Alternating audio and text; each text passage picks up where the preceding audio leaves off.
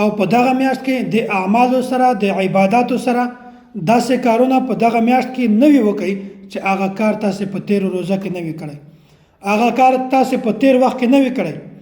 لمونځ د مخکې هم کوه، اوس هم کوه. او په دا میاشت کې 100 رکعاته تراویح کوه، په دا میاشت کې روزه نیسه، په دا میاشت کې نیک اعمال کوه. دا میاشت نیکو اعمالو ده، د غلطو کارونه ده. په دې میاشت کې نیک اعمال کوئ، ثوابونه ګټئ، د ثوابو میاشت ده. او بل په دغه میاشت کې داسې کارونه کوئ چې هغه تا په نور وخت کې نوي کړئ. دا میاشت تا باندې راغله، دا د اعمالو میاشت. په دغه میاشت کې ته د قرآن کریم تلاوت کوه. تا قرآن کریم نوی زده، قرآن کریم زده که. او په دغه میاشت کې تا سورت زده که، سورت یاسین زده که، سوره ملک زده که، سوره واقعه زده که، سوره رحمان دغه زبانی یاد که. دا سورتونه زبانی یاد کړئ، ځکه چې دغه به تا په تیرو روزه کې نوي کړي. په دې روزه کې په دغه اعمالو باندې دغې روزې ته حسن ورکوئ.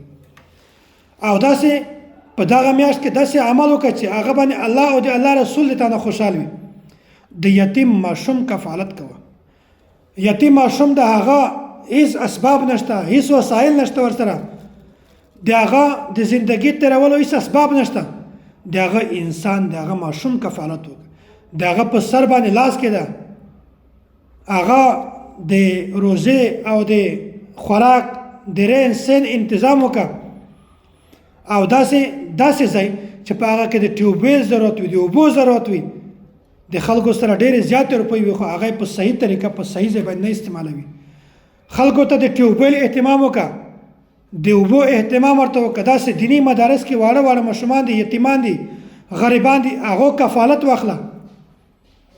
دا داسې اعمال دي چې دې طرف ته مونږ بالکل توجه هم نه ورځي. دا مونږ اسې په نور وخت کې نشو کولی، خو د رمضان مبارک میاشت داسې ده چې په د دې اعمالو تاسې خپل عادت جوړ کړئ. په دې میاشت کې چې کله د تا عادت جوړ شي، بیا بر روان نورو میاشتو کې دا د تا عادت دغسې جاري او ساري وي.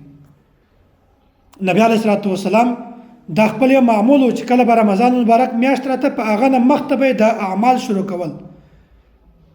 او خپل امت ته هم دا ترغیب ورکړی ده چې کله دغه میاشت راځي، په دې میاشت راتګ نه مخکې تاسې د دغو اعمالو سوکه اهتمام کوئ چې د تاسې عادت جوړ شي.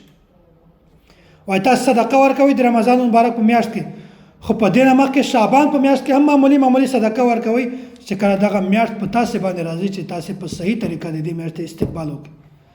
تاسې په صحیح طریقه په دغه میاشت کې صدقه ورکړئ، د تاسې عادت جوړ شي. نو دا نیک اعمال دي چې په نورو میاشتو کې د دې طرف ته مونږ ذهن کله هم نه ځي.